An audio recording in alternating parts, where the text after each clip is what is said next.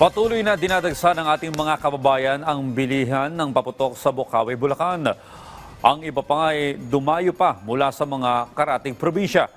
Makapamili lamang ng papailaw at paputok para sa pagsalubong ng bagong taon. Si Gab Villegas sa detalye.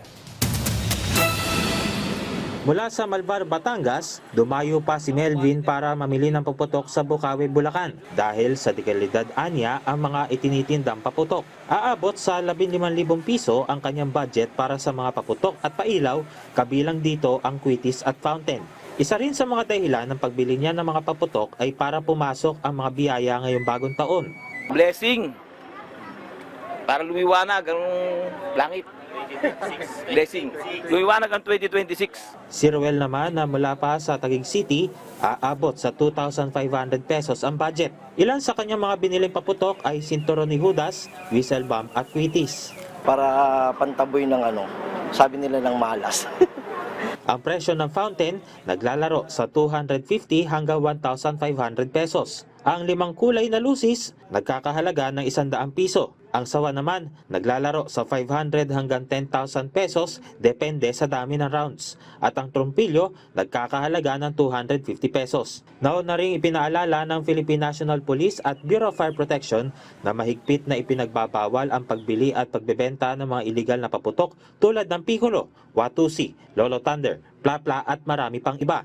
Kung gusto nyo naman ng alternatibo na pampaingay sa bagong taon, ay mayroon ring mga nagtitinda ng mga torotot kung saan mabibili ito mula 50 pesos hanggang 180 pesos. Kung ayaw mo ng torotot, may ino-offer naman na bamboo flute si Chris na mula Pampanga na sinasamantala ang pagkakataon sa Bocaue habang maraming namimili ng paputok. Naglalaro sa 150 hanggang 180 pesos ang mga binibenta niyang flute.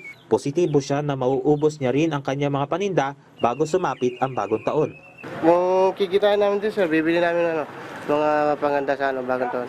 Pag nakarami kami ngayon, sir, baka bukas, sir, bibili kami ng mga prutas. Ayon naman sa Bocaue PNP, patuloy rin ang kanilang pagbabantay sa mga tindahan ng paputok habang papalapit ang bagong taon. Meron po kaming 24/7 na police assistance desk at tuloy-tuloy po yung aming mga checkpoint operations, particularly po sa mga transport po ng mga illegal na paputok. At kasama din po namin yung barangay at mga iba pang mga volunteers na tumutulong po sa pagmamano ng traffic at pag-maintain ng peace and order po dito po sa lugar po. Nagpaalala rin si Ramirez sa mga nagbebenta ng paputok na mahigpit na ipinagbabawal ang pagbebenta nito sa mga minor de edad. May paalala rin ang Bocaue PNP sa mga hahabol na bumili ng paputok. Pagka hindi naman po ganun karami ang volume ng transport ay isipin lang naman po nila na maayos at hindi naman po yun matukos ng